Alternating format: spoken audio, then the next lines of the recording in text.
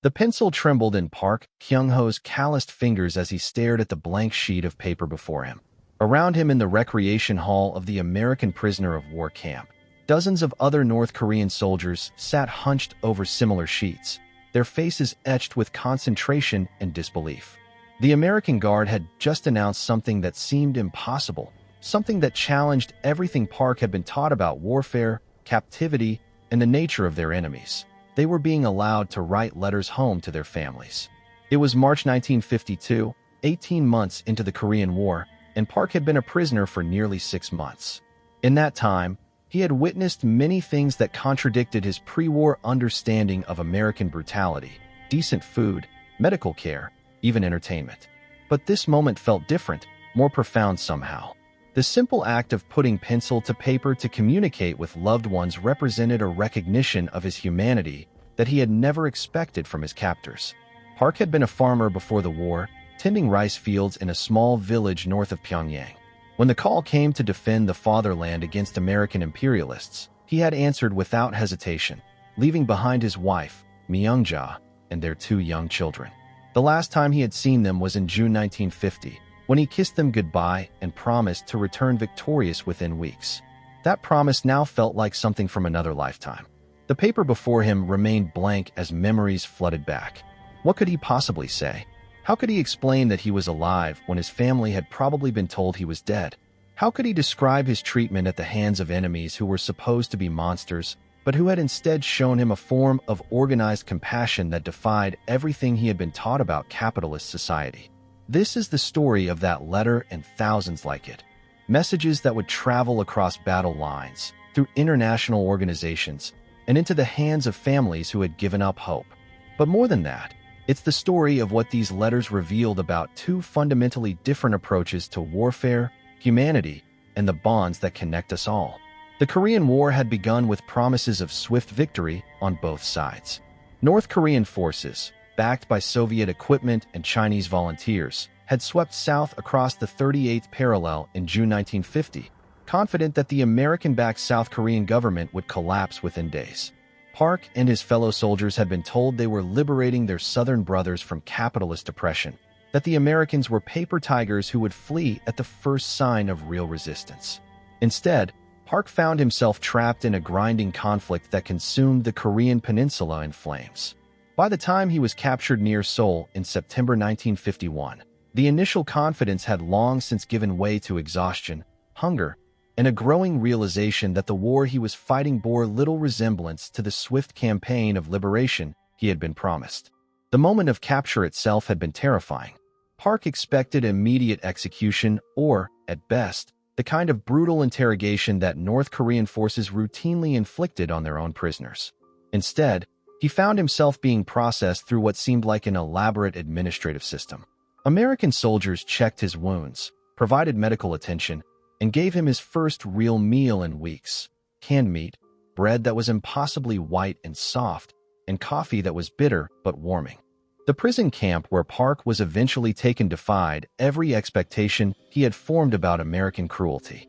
It wasn't the torture chamber or death camp that North Korean propaganda had prepared him for, but rather a carefully organized facility with proper barracks, mess halls, medical facilities, and even areas set aside for recreation and education.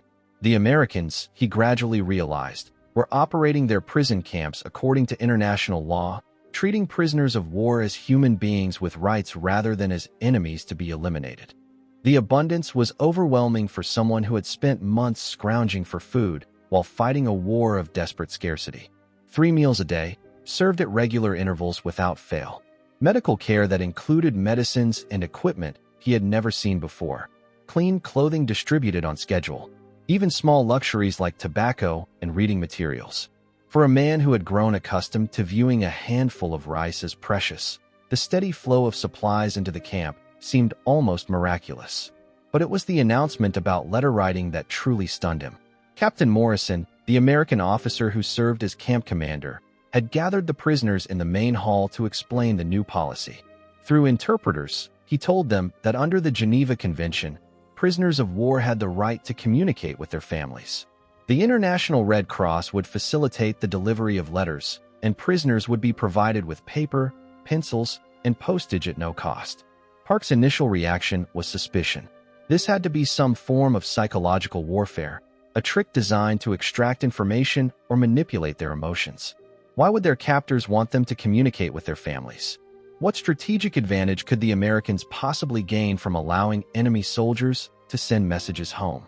The skepticism was shared by many prisoners, who whispered among themselves about possible motives. Perhaps the Americans wanted to use the letters to gather intelligence about North Korean morale or military preparations. Perhaps they planned to intercept and analyze the correspondence to learn about North Korean society and culture. Some prisoners worried that writing letters might somehow endanger their families, marking them as relatives of captured soldiers. But Captain Morrison's explanation was startling in its simplicity. "Every man deserves the right to let his family know he's alive," he said through the interpreter. "That's not American policy or communist policy. That's human decency." The concept was so straightforward, yet so revolutionary in the context of their situation, that many prisoners struggled to understand it fully. Lee Chong-soo, a former artillery sergeant from Hamhung, was among the first to accept the offer. "What do we have to lose?" he reasoned during evening discussions in the barracks. "Our families think we're dead. Even if this is some American trick, at least they'll know we're alive." Lee's pragmatism gradually convinced others, and within days, dozens of prisoners were taking advantage of the letter-writing program. The process itself was revealing. American guards provided not just paper and pencils, but also guidance on how the international mail system worked. Letters would be collected weekly, sent to International Red Cross headquarters in Geneva, and then forwarded through neutral countries to North Korea. The prisoners were told that delivery couldn't be guaranteed due to the ongoing war, but that every effort would be made to ensure their messages reached their intended recipients. Park spent days composing his first letter, struggling to find words that could bridge the enormous gap between his current circumstances and his family's expectations. How could he explain that he was being treated humanely by enemies they had been taught to hate? How could he describe the abundance of food, medical care, and even entertainment available in the camp without seeming to betray his homeland or embrace capitalist values? "My beloved Myung-ja," he finally wrote, "I am alive and well. I think of you and the children every day. The Americans are treating us according to their laws for prisoners. We have enough food and medical care. Please tell the children that their father loves them and hopes to see them again when this terrible war ends. I pray that you are safe and that the harvest was good this year. Your loving husband, Kyung-ho." The letter was simple, even mundane, but composing it had been one of the most emotionally challenging experiences of Park's life. Each word had been chosen carefully, balancing honesty about his circumstances with concern for how his message might be interpreted by North Korean authorities who would likely read it before delivery. Other prisoners faced similar challenges. Kim Il-sung, a former teacher-turned-soldier, wrote to his elderly parents with news that he was alive but struggled to explain his circumstances without seeming to praise his captors. "The foreign soldiers follow their own rules about prisoners," he wrote diplomatically. "I am healthy and hope you are the same. Please take care of your health until we can be together again." The letters revealed as much about North Korean society as they did about individual prisoners. Many focused heavily on family welfare, expressing concern about harvests, health, and survival during wartime. Few mentioned political ideology or military objectives. Instead, they were filled with the universal concerns of separated families, love, worry, hope, and the simple human need to maintain connection across impossible distances. The American response to these letters was itself educational for the prisoners. Guards didn't censor the correspondence beyond checking for obvious military intelligence, a level of freedom that seemed remarkable to men accustomed to societies where all communication was monitored and controlled. The Americans seemed genuinely committed to facilitating communication rather than exploiting it for strategic advantage. As weeks turned to months, the letter-writing program became central to camp life. Prisoners who had initially been suspicious now eagerly awaited mail call, hoping for responses from families who had thought them dead. When letters did arrive from North Korea, often months after being sent, the emotional impact was overwhelming. Park's first letter from home arrived in August 1952, nearly 5 months after he had sent his initial message. His hands shook as he opened the envelope, recognizing his wife's careful handwriting. "My dear husband, Myung-ja had written, "We received your letter and cried with joy to know you are alive. The children ask about you every day. Little Sung-min has grown so tall, and Ha-young helps me with the garden. We are managing, but we miss you terribly. Please stay strong and come home to us." The letter was brief and carefully worded, clearly written with the knowledge that it would be read by authorities on both sides. But between the lines, Park could read volumes about his family's struggle to survive in wartime North Korea. References to managing suggested food shortages. The mention of his daughter helping with garden work implied that even young children were contributing to family survival. The overall tone spoke of hardship endured with dignity and hope. Other prisoners shared similar experiences when mail from home finally arrived. Letters from North Korea painted a picture of a society under enormous strain, where families struggled with food shortages, bombing raids, and the absence of men who had gone to war. Yet they also revealed the persistence of human bonds that transcended political systems and military conflicts. The contrast with American letter-writing culture was striking. American guards regularly received mail from home that seemed casual, even mundane by comparison. Letters from wives complaining about household repairs, from children describing school activities, from parents sharing neighborhood gossip. The Americans inhabited a world where communication was routine rather than precious, where families could express trivial concerns because their basic survival wasn't in question. This difference highlighted something profound about the nature of the conflict. North Korean prisoners were writing letters that might be their last communication with loved ones. Messages precious beyond measure because they represented connection across a chasm of uncertainty and danger. American soldiers were writing and receiving letters that assumed continuity, that took for granted the survival of both sender and recipient, that dealt with the ordinary concerns of a society at peace despite being at war. The administrative machinery that made the letter exchange possible was itself a revelation. The Americans had somehow established a correspondence system that operated across battle lines, through international organizations, and into the heart of enemy territory. Letters from North Korean prisoners traveled from camps in South Korea to Red Cross headquarters in Switzerland, then through neutral countries to their final destinations in North Korea. The logistical complexity was staggering, yet it functioned with the same efficiency that characterized everything else about American military operations. Park began to understand that the letter-writing program was more than just humanitarian gesture. It was an expression of American confidence in their own organizational capabilities. They could afford to facilitate enemy communications because they were certain of their own superiority in every aspect of warfare that mattered. The same systems that could deliver letters to enemy families could deliver supplies to frontline troops, intelligence to commanders, and humanitarian aid to civilian populations. The program also revealed something important about American military culture. The decision to allow prisoner correspondence hadn't come from Washington or Hollywood, but from camp commanders who understood that maintaining prisoner morale and mental health served practical purposes. Prisoners who could communicate with families caused fewer problems, were more cooperative, and were less likely to attempt desperate escapes or acts of sabotage. This pragmatic approach to prisoner management was completely alien to North Korean military doctrine, which emphasized ideological purity and revolutionary commitment above practical considerations. The idea that enemy soldiers might be treated humanely not out of weakness or sentimentality, but because humane treatment actually improved military effectiveness, represented a fundamentally different way of thinking about warfare and human nature. As 1952 progressed, the letter exchange began to have unexpected consequences. Some prisoners reported that their families in North Korea were being questioned by authorities about the circumstances of capture and treatment. Others worried that their correspondence might be endangering relatives who were already suspect due to their connection to captured soldiers. The letters that had initially seemed like pure blessing gradually revealed themselves to be more complex, carrying both hope and risk. Park's subsequent letters from home became increasingly guarded, filled with coded references and careful language that suggested his family was under surveillance. "We are all working hard for the collective good," Myung-ja wrote in one letter, language that sounded more like political sloganeering than personal communication. "The children are learning important lessons about sacrifice and dedication to the people's struggle." Park realized that his wife was being forced to demonstrate her political loyalty through her correspondence with her captured husband. This development highlighted one of the fundamental differences between the two societies at war.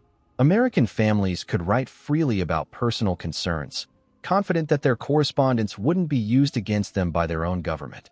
North Korean families had to navigate a complex web of political expectations and surveillance, where even private communications with relatives became opportunities to demonstrate ideological commitment. The contrast was painful for prisoners like Park, who began to understand that their letters home weren't just maintaining family connections. They were also potentially creating problems for the people they loved most. Some prisoners stopped writing altogether, deciding that silence was preferable to endangering their families. Others continued writing but adopted the same careful, politically correct language they saw in letters from home. American guards observed these changes with interest and some sympathy. Captain Morrison began holding informal discussions with prisoners about the challenges of communicating across such different social systems. Through interpreters, he explained that American society operated on different assumptions about privacy, free speech, and government surveillance. The conversations were educational for both sides, providing insights into the cultural and political differences that had contributed to the conflict. By early 1953, as armistice negotiations began to take shape, the letter-writing program took on new urgency and complexity. Prisoners faced the possibility of repatriation, which meant their correspondence might soon end permanently. At the same time, families in North Korea were dealing with the devastation caused by sustained bombing campaigns that had destroyed much of the country's infrastructure and communication networks. Park's final letter from home arrived in May 1953, just 2 months before the armistice was signed. It was shorter than previous letters and written in a different hand, not his wife's familiar script, but the careful writing of someone less familiar with written Korean. "Your family is well," the message read simply. "They send their love and hope for your safe return. The community supports them during your absence." The formal language and unfamiliar handwriting suggested that the letter had been written by someone else, possibly a local official or neighbor, helping an illiterate family member. The implications were troubling, but not entirely surprising. Park realized that his wife might no longer be able to write herself, either due to illness, displacement, or restrictions imposed by authorities suspicious of her correspondence with a captured husband. The brief, formal message told him that his family was alive, but revealed nothing about their actual circumstances or well-being. Other prisoners received similar impersonal messages, or stopped receiving letters entirely. The communication lifeline that had sustained them through months of captivity was gradually being severed, not by American restrictions, but by the changing circumstances in their homeland. The war was destroying not just buildings and infrastructure, but the social networks and personal connections that made life meaningful. The armistice negotiations that summer brought both hope and anxiety for the prisoners. Repatriation would mean returning to families they hadn't seen in years, but it would also mean leaving behind a world where they had experienced forms of freedom and abundance that seemed impossible in wartime North Korea. The letter-writing program had been just one example of American willingness to recognize their humanity even as enemies. Returning home would mean re-entering a society where such recognition was far from guaranteed. The repatriation process itself provided one final lesson in American organizational efficiency and humanitarian concern.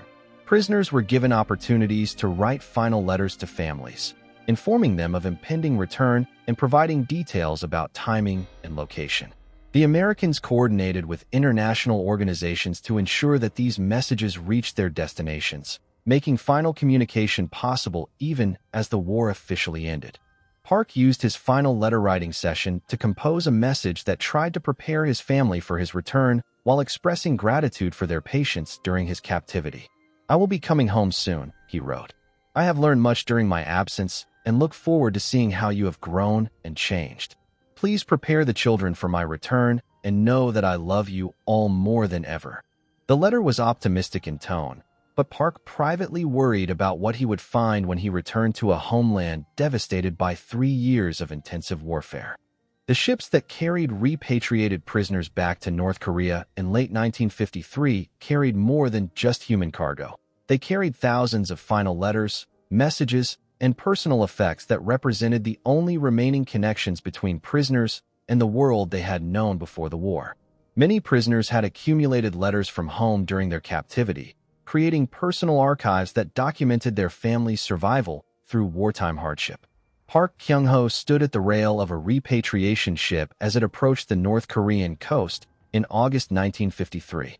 In his pocket was a worn envelope containing his wife's first letter, the message that had told him his family was alive and waiting for his return. Around him, other former prisoners clutched similar letters, tangible proof that human connections could survive even the most devastating conflicts. The North Korea they were returning to had been transformed by 3 years of war. Cities lay in ruins, the communication infrastructure that had made letter delivery possible was largely destroyed, and families had been scattered by bombing raids and military operations. The organized society they had left behind in 1950 had been replaced by a survival economy where basic necessities were scarce and normal social relationships had been disrupted by years of crisis. But Park carried with him more than just letters and memories. He carried a fundamentally different understanding of how societies could choose to treat their most vulnerable members, including enemies and prisoners. The American willingness to facilitate communication between prisoners and families had demonstrated a form of strength that went beyond military superiority. It was the strength that comes from confidence in one's own values and systems. The letter-writing program had revealed something profound about American society, that it was secure enough to allow enemies to communicate freely, efficient enough to maintain complex communication networks during wartime, and confident enough in its own righteousness to treat prisoners according to international law even when those prisoners came from societies that didn't extend similar courtesies to American captives.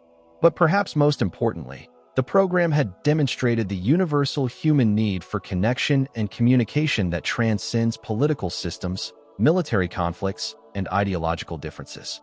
The simple act of putting pencil to paper to tell loved ones, "I am alive," had proven more powerful than any propaganda, more meaningful than any political indoctrination, and more lasting than any military victory. The story doesn't end with repatriation and reconstruction. In the decades that followed the Korean War, many former prisoners carried with them memories of the American letter-writing program that influenced their understanding of human rights, government responsibility, and the importance of maintaining family connections even in the most difficult circumstances. Some former prisoners became advocates for more open communication policies in North Korea, though such advocacy was necessarily subtle and indirect in a society that remained closed to outside influence. Others shared their experiences with family members and close friends, contributing to a gradual understanding that the outside world might operate according to different principles than those taught by official propaganda. The letters themselves became precious family heirlooms, physical proof that human connections could survive warfare, captivity, and political oppression. Families preserved these messages for decades, passing them down to children and grandchildren as evidence of their relatives' survival during one of the most difficult periods in Korean history. The contrast between North Korean and American approaches to prisoner communication also became a lasting symbol of broader differences between the two societies. Where North Korean authorities viewed prisoner correspondence as a potential security threat requiring careful monitoring and control, American authorities had seen it as a humanitarian obligation and practical necessity that served everyone's interests. This difference in approach reflected deeper philosophical divisions about the relationship between individuals and states, the role of government in personal life, and the importance of maintaining human dignity even in wartime. The letter-writing program had been a small example of these larger differences, but its impact on individual lives was profound and lasting. Today, in an era of instant global communication, the idea that writing a letter home could seem miraculous or revolutionary might be difficult to understand. But for North Korean prisoners in the 1950s, the simple act of communicating with family members represented a recognition of their humanity that challenged everything they had been taught about their enemies and themselves. The program had also demonstrated the power of bureaucratic efficiency and organizational culture in expressing national values. The same administrative systems that could process thousands of prisoner letters could also deliver humanitarian aid, coordinate international relief efforts, and maintain complex diplomatic communications during periods of conflict. But perhaps the most lasting legacy of the letter-writing program was its demonstration that even the most bitter enemies could find common ground in their shared humanity. North Korean prisoners and American guards might have disagreed about politics, economics, and military strategy, but they could agree on the fundamental importance of family connections and the human need for communication and hope. Park Kyung-ho lived for many more years after his return to North Korea, but he never forgot the moment when an American officer handed him a pencil and paper and told him he could write to his family. That simple gesture had contained within it an entire philosophy of human dignity and governmental responsibility that influenced his understanding of the world for the rest of his life. The pencil had stopped trembling, the paper had been filled with words of love and hope, and the letter had traveled thousands of miles to reach a family that had given up hope of ever hearing from their husband and father again. In that journey from enemy hands to family heart lay all the complexity and possibility of human nature itself, the capacity for both terrible conflict and remarkable compassion, for both devastating warfare and persistent hope. The war ended, the letters stopped flowing, and the camps were closed. But the connections they had made possible continued to resonate through the decades that followed, proving that sometimes the most powerful weapons in any conflict are not bombs or bullets, but simple words written by hand on paper, carrying messages of love across the deepest divides that human beings can create. That perhaps is the ultimate lesson of the Korean War letter-writing program, that even in the darkest circumstances, even between the most bitter enemies, the human need for connection and communication can create bridges that transcend politics, ideology, and national identity. Sometimes the most revolutionary act is not to take up arms, but to pick up a pencil and remind someone far away that they are loved, remembered, and not forgotten. The letter had been written, sent, and delivered, but its message, that human beings deserve dignity, communication, and hope even in the worst circumstances, would echo through history long after the last prisoner had gone home and the last camp had been dismantled. In the end, that message proved more durable than any fortress, more powerful than any weapon, and more revolutionary than any political system ever devised by human minds and hands.